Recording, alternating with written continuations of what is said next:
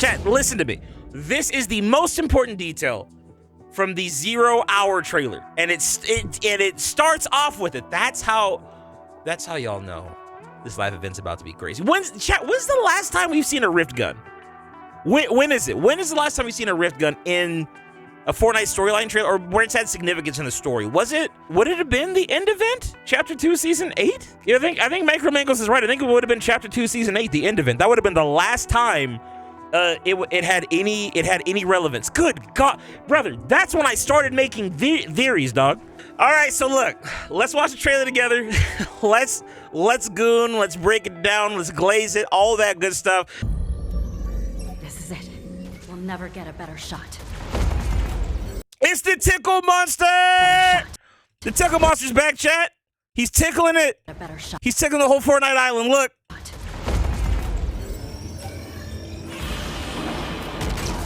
Godzilla!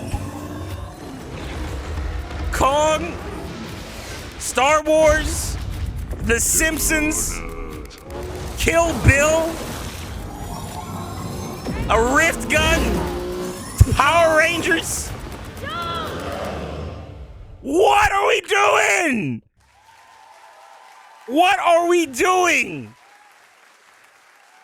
Holy shit. And there's bro with the $2 dono. Yeah, bro, why does this look peak? Because it is, bro. It is peak.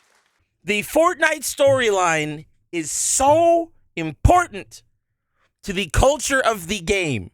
If you want people to be hyped for a new season, for a current season, you have to make sure that your story is good. Dark Prince is a shitty-ass villain, though they could have made it the nothing. Bro, relax, okay? Let Epic cook. Will the event do well? I think the event's going to do amazing. Just the fact that the portal gun is coming back, right? And it's charging. Wait, this is what I want to know. This is what's on my mind. Okay, first of all, actually, there's a few things on my mind. First of all, anybody notice how the portal gun is it's got a purple shard inside of it? If I remember correctly, the old portal gun, the shard was blue. But granted, I think these new 0 point shards, I mean, and then again, to be fair, the 0 point has gone between purple and blue before, so it's not too crazy, but it almost looks like a chunk of a cube. But if it's a portal gun, it has to be a part of the 0 point. But if it's purple, it could imply some kind of connection to the last reality. Blue, when the portal guns are blue, when the 0 point is blue, I believe that appears to be its purest form. When it's purple, typically when the 0 point turns purple or red or something, there's some kind of dark presence. Everyone calm down. I know that phrase excites you. But typically there's some kind of dark presence that is interfering or manipulating or trying to corrupt it or get a hold of it, right? It's almost like when the 0 point turns purple, it's scared, like it gets defensive. But blue is this natural calm state. And I have a feeling we might see a red 0 point, and there's bro with $300. Also, as the self-proclaimed biggest Agent Jones fan ever, I need him to have a better skin than the default Chapter 2 skin, bro. Cause why? He is a great skin from Chapter 2, and one from Chapter 5 as well. But I get that he's no longer in his vengeance/depression arc. Also, we need Geno, please. Listen, keep that Geno shit on Retro's channel, okay? No, I'm just joking. That's fine. I'll touch on some theories and everything in a little bit, because I do think that there's a good chance that we might see Geno pop back. I'm going to be totally honest. Brafro, they can't because they have to use skins. Players can still obtain his Battle Pass skins they can't use. That actually might be part of it. Afro, if I don't know if that's necessarily the case, because if that were true, then we wouldn't have seen that skin carried out all throughout the course of Chapter 5, like after Season 1, and you couldn't get any more. But I think it's more so a marketing thing, because that version of Jonesy is outside of the OG one, which looks a little outdated. That's the most recognizable version of that character. Of course, to us hardcore storyline and Fortnite fans, the newer versions of Jonesy are super recognizable. But if you were trying to attract the most amount of people, the widest audience, and let them know that, hey, this is a Fortnite live event, or let's say somebody's just walking down the street, or they're glancing at somebody else's cell phone and they see the Fortnite trailer, you want them to realize it's a Fortnite trailer instantly. And if they have the new Jonesy skin, it's not going to be as recognizable. The old one was not black. Look at the Chapter 2 Season 5 story trailer, it's different. Chat, let's do this because this is very important. Let's look at the greatest Fortnite trailer of all time together. This, if for all my newbies, because I think there's a lot of you guys, I know Brainy, for example, Brainy may not have ever seen this. But I know that a lot of the newer Fortnite players, if you started from Chapter 4 onward, you may not have even seen this trailer. This is Zero Crisis. The current Fortnite trailer, the 0 Hour trailer, it echoes a lot of Zero Crisis. But if we're going to do some theory crafting, some theory concocting, I think it's also very important to watch this one again. When this trailer dropped, this was one of the most important moments. This was like one of the most important trailers in all of Fortnite history because the storyline was taking a big turn here. Like this was the turning point of the Fortnite storyline right here in this trailer. And here's bro with another $100. Thank you, bro. I'm going to wait. Oh yeah, look at you. But my biggest problem with the storyline is that it low-key feels like fan fiction within the Fortnite Omniverse. Everything from Chapter 4 to now feels like random shit that should have the tagline of Fortnite story like how the Star Wars spin-off movies have that. I will say Chapter 4 and a lot of Chapter 5 kind of felt that way.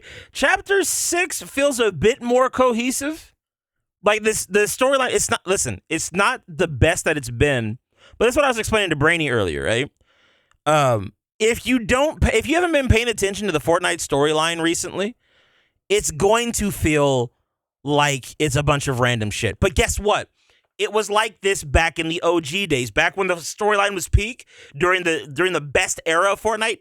So for the Fortnite storyline, the best era was Chapter 2, Season 7 through Chapter 3, Season 2, okay? Donald Mustard said that was his favorite era. That's my favorite era. All the Fortnite storyline theorists and guys that I know, that's their favorite era of the storyline.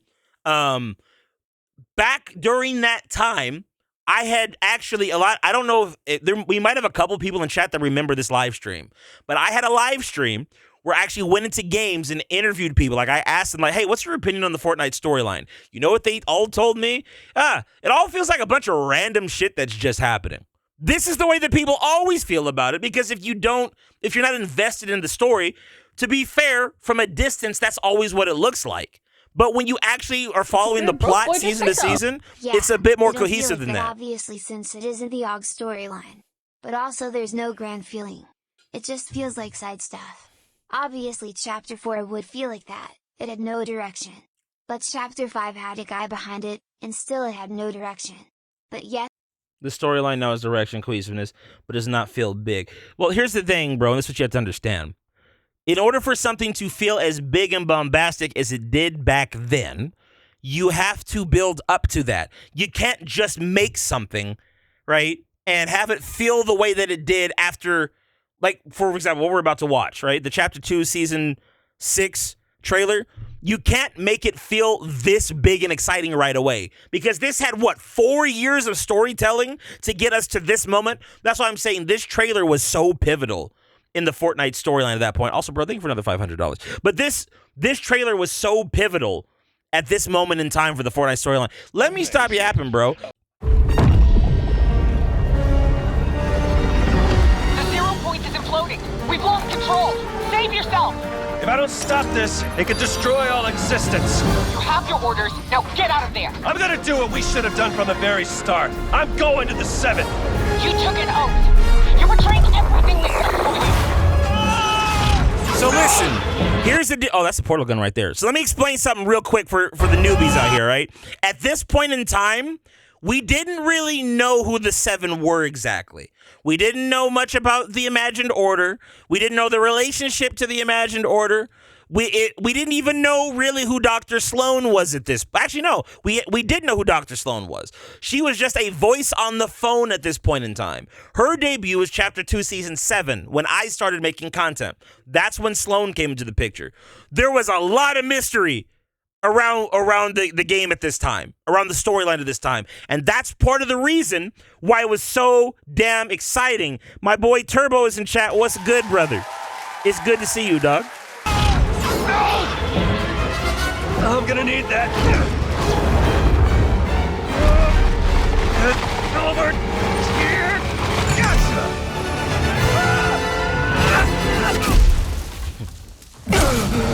Collabs, do not start the 7. Jones! Jones! God, bro. So listen. Before we continue, for all my people, I'm like, oh my God, collab night. Oh, I missed the whole Fortnite storyline. Oh my God. Oh, wait, hold on a second. Low-key Fortnite lost its cartoon art style. Compare the look of this trailer to that one shot of the new portal gun.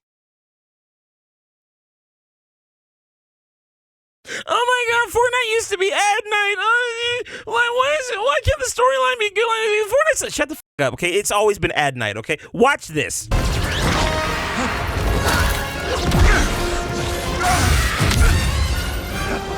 Sarah Connor, brother. Fighting the alien. And the T-800s! Yes!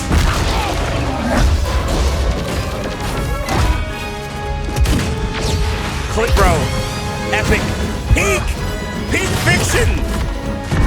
Kratos, brother. The Predator. Are we seeing the similarities between the new trailer and the old one yet? See where I'm getting at?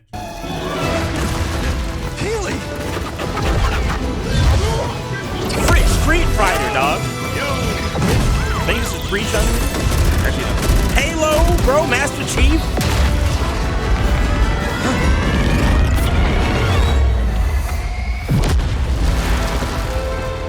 There goes nothing. See, look. Portal gun. So he's got the portal gun, right? Throws it in to the 0 point.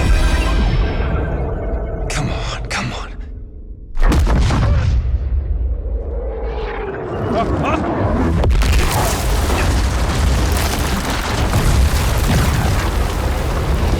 Looks like a job for Superman. Yeah, Clark, I got immediate vibes of this from the new trailer. Exactly, bro. There's something important I want to point out here, okay? Now, everybody, listen to me for a moment, okay? This moment here, when this happened, everybody in the community was losing their collective shit, okay? This moment coming up right here set the tone for the Fortnite storyline for the next, what would it be? Year and a half? All the way through chapter 3. I would say, especially when I was doing theories, I would always go, I remember when I was really starting to get into the Fortnite storyline and study it, this scene here I would watch multiple times because there were so many little clues in it, right? But let's go. Unbelievable. It actually worked.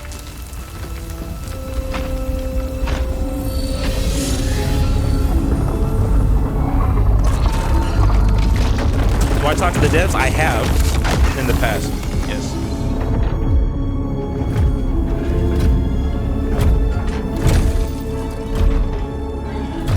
This was so epic, Look, bro.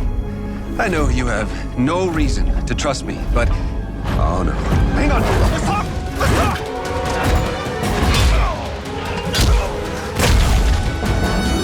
Geno! I can get you to Geno. And the sisters. I can get you all of them. Job for Superman. Hold on. This next minute of video changed my life. That's before we found out The Rock was the Foundation. Actually, listen to this. The Rock's voice is more muddled and distorted. It is. Hold on. Let's run that last minute back. Let's run that last minute back because this is very important. Everybody hold off on the donos. Wait a second. Bro, thank you for the 10. Everybody hold off. Let's run this back. Look, I know you have no reason to trust me, but... Oh, no. Hang on! Let's talk! Let's talk!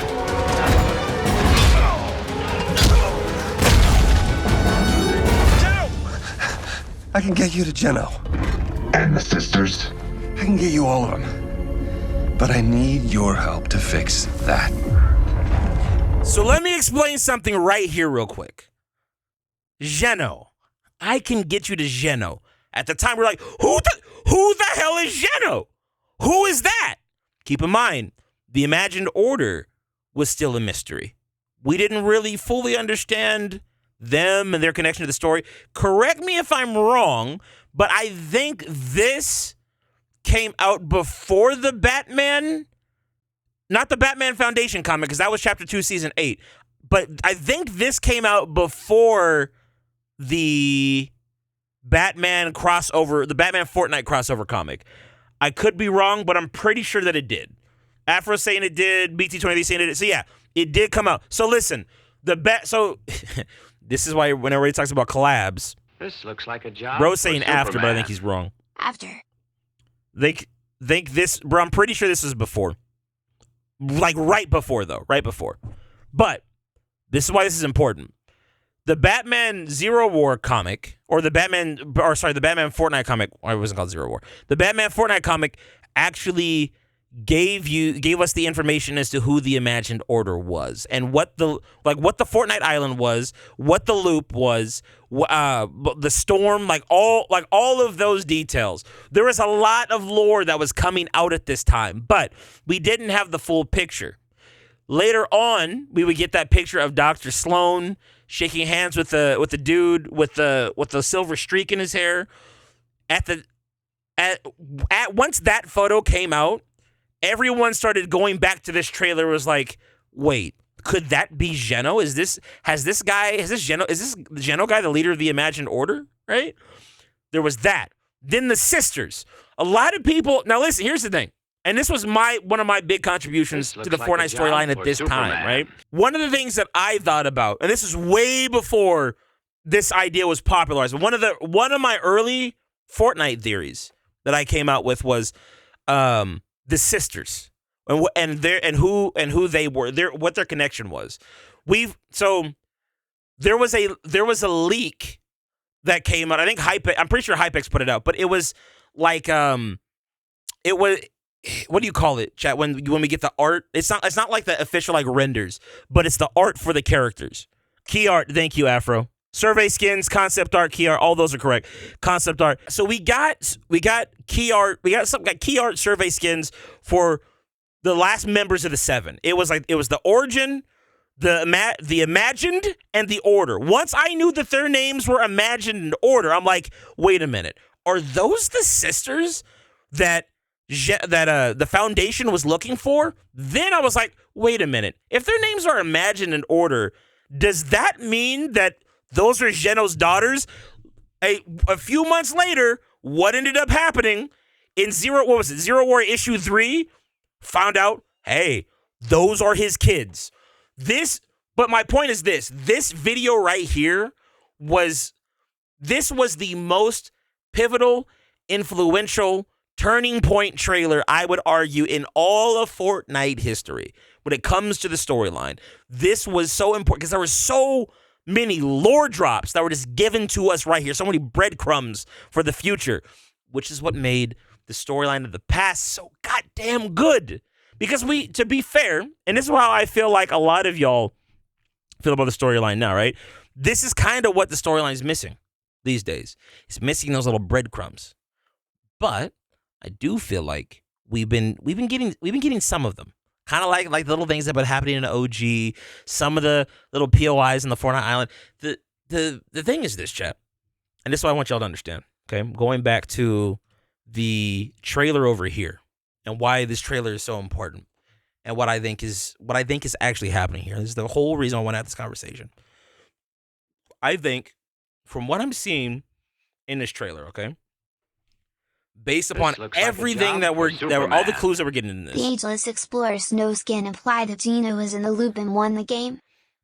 No, bro. The Ageless Explorer is a totally different situation. Thank you for the 5. But let me get this point across. From everything that I'm seeing in this trailer, from all the little Easter eggs, the clues, the leaks, the teasers that we've been getting over the last few weeks, the way the storyline's been progressing for the last month between main BR and OG, what I think Epic is trying to signal to us, and look, I don't want to be the guy that gets everybody overly excited, but I do think what Epic is trying to do is they're trying to reach their hand out to the Fortnite community and be like, listen, we've been hearing you, we've been paying attention to what you've been saying. It's taken us some time, but the Fortnite storyline, the characters that you love the most, the things that really made this game special and exciting, they're back. And if you've been paying attention, we've been slowly bringing them back over time. Doesn't mean that there aren't going to be some things that change. You're still going to have the metaverse. You're still going to have a lot of the new modes and the way that the collabs and everything are now. It's not going to be exactly like it was before. But I think this is a good sign that things are going back to the way that we've been wanting them for some time, at least from a narrative perspective. This trailer is a lot. I honestly, I was shocked that I was shocked that they were able to get Disney IPs alongside. I don't even know who owns Power Rangers anymore because Hasbro doesn't own Power Rangers now. I don't know who they sold the rights to, but you got Power Rangers alongside Simpsons and I guess Simpsons, Star Wars, and oh god, well, Simpsons and Star Wars are both owned by Disney, but that's next to Godzilla, which is what. Who owns the rights to Godzilla in the States? Is it Paramount? Like there's a lot of companies like IPs in this, and it's to balance something like that. Warner Brothers for Power Rangers, okay, Looks like a job but like there's for a lot of Superman. IPs in this that they have to balance Foundation out. X Paradigm Rule 34. Wrong search bar.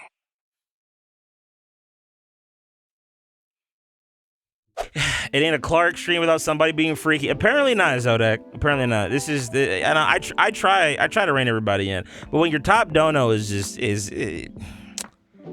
I'm gonna end the recording here, man. Y'all get the point. Fortnite storyline's back. Get excited about it.